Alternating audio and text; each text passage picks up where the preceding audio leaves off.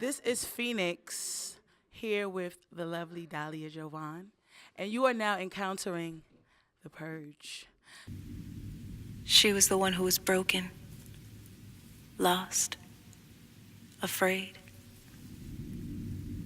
Then one day she realized to find peace, one must first let go. What a beautiful day to purge.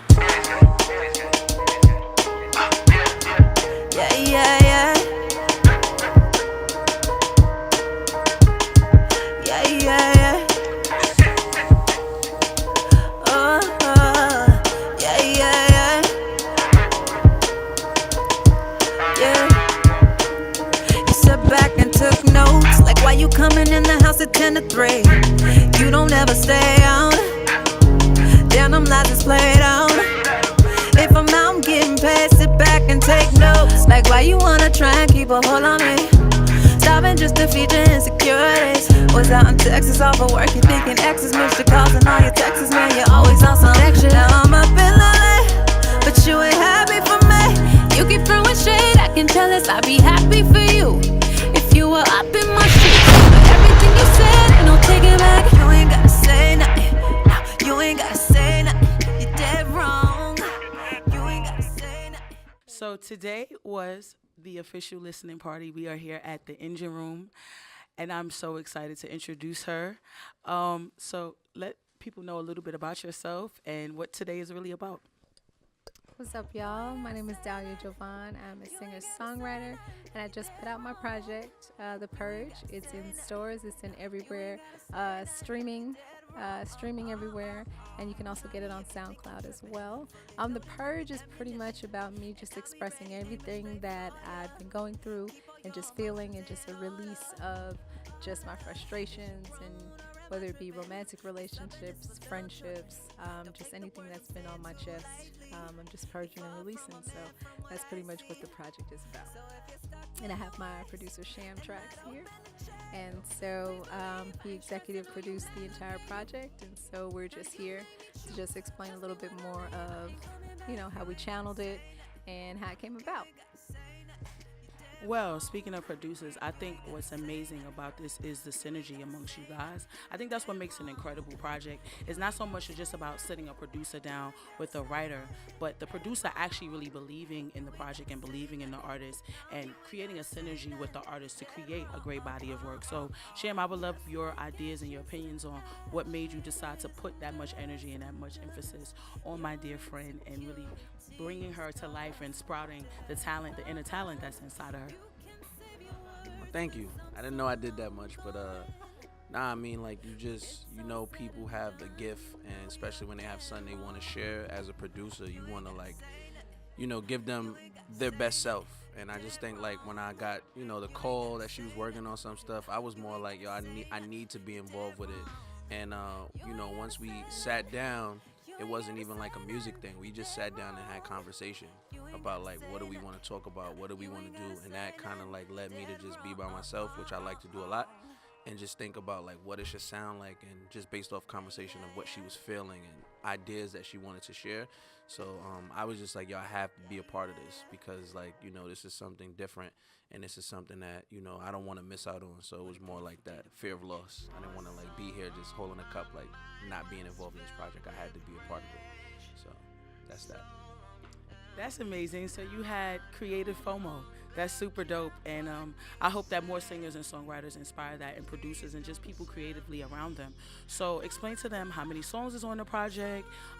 Basically, what I also noticed too, sidebar, is when I looked around the room just at the response of people to the music, honestly, as though you would think it's targeted toward women, a lot of the males were super into this song. So once you explain, this the body of work that you created, also explain how, this is interchangeable. These experiences we all kind of experience, whether we admit them or not. And it's not as gender biased as you would believe just because it's a female artist. Right. Well, like I said, the project is just me releasing, and a lot of the experiences I did feel that women would gravitate towards, but I do feel that, some men can relate as well, and they do feel it. So I'm really proud of that, and I'm just excited about the project. But there are 7 songs. Well, actually, I should say 6 songs and an intro. And they're pretty much all tied in, and they flow cohesively, throughout the end of the project. Just, explaining from dark to light, just how I'm purging and getting things out, and how at the end it's a final release. And I can move on and, just be free. Okay, so the last question is, the first single to come off of this project is called Dead Wrong. Super incredible project, super incredible song.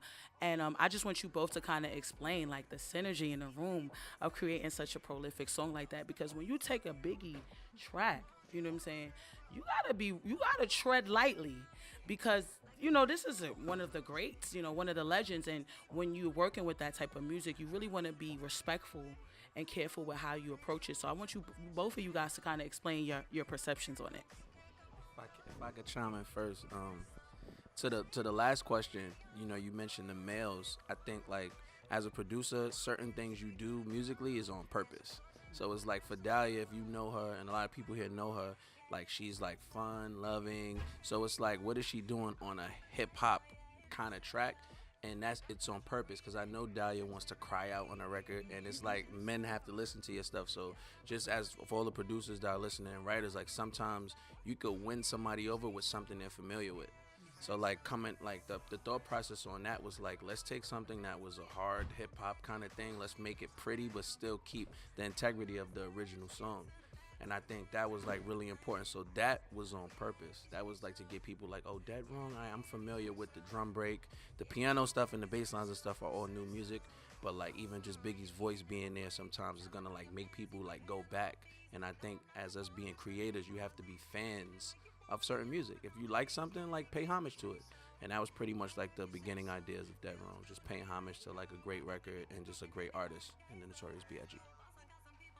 Right, and that's originally how it started. And, he pretty much was like, we should, break off, based on the Dead Wrong, sample. And I'm just like, okay, well, let me tell you about this story, the situation that I'm going through. And we kind of flipped it in a way where, the guy that I'm dealing with is dead wrong based off of his actions.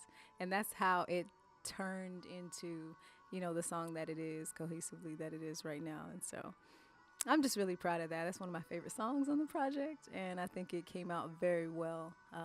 It was, yeah, I agree. So Fire. That's the word of the night. Fire is the word of the night. Yeah. So, well, guys, this is Dahlia Jovan again. You would be a fool to not check out this project. This is Phoenixx. This is Street Judge TV, where we break the dopest artists. So if you're not subscribed, you're a fool too. For that as well. Just being honest. We are out. 1. Yeah, if you say so. Yeah, if you say so.